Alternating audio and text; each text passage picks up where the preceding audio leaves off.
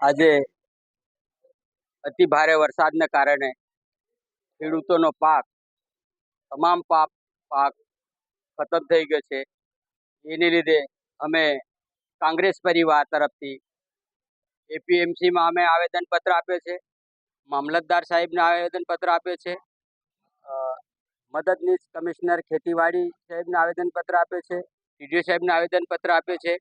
અમે સરકારશ્રીને કહેવા માંગીએ છીએ કે ખેડૂતનો અહીંયા અત્યારે ડાંગર અને સોયાબીન માટે જ એ પાક નુકસાનમાં કહેવામાં આવે છે, પણ ખરોખર નુકસાન ડાંગર, સોયાબીન, કપાસ, મકાઈ, તુવેર તમામ પાક નિષ્ફળ ગયો છે. એટલે તમામ પાક ખલાસ થઈ ગયો છે. એટલે સરકારશ્રીને કહેવા માંગીએ છીએ ખેડૂતોનો જે ક્રાપ લોન છે, વધારે નહીં પર ક્રાપ લોન છે, જે ક્રાપ લોન માફ કરે.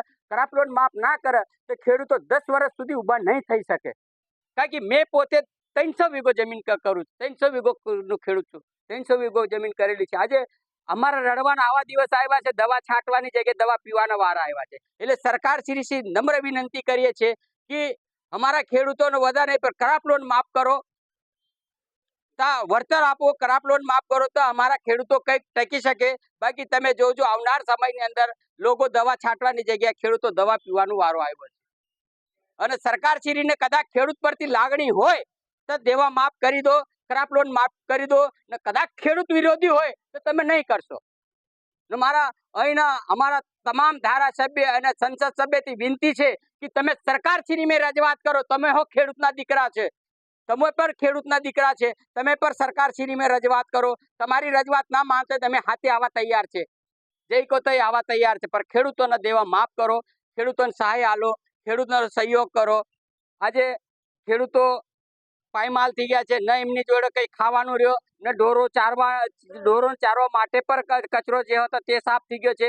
ખેતીમાં બધો સાફ થઈ ગયો, દાગીના મૂકી દીધા છે, ક્રાપ લોનના દેવામાં એટલા બધા ફસાઈ ગયા છે. એટલે ખેડૂતોને કશું ઊંઘ નથી આવતી. એટલે સરકારશ્રીને કહેવા માંગે છે કે તાત્કાલિક અમારા ખેડૂતોનો ક્રાપ લોન જે છે માફ કરો.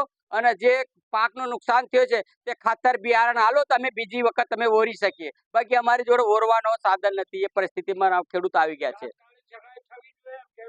તાત્કાલિક સહાય હાલો તા કઈ ખેડૂતો બીજો ઓરી શકે. જય જવાન, જય કિસાન, જય કિસાન, જય જવાન, જય જવાન. બિલાલા રાજારામભાઈ ભેરુસિંહ, સેવાદળ જિલ્લા પ્રમુખ. ખેડૂતોના દેવા માફ કરો.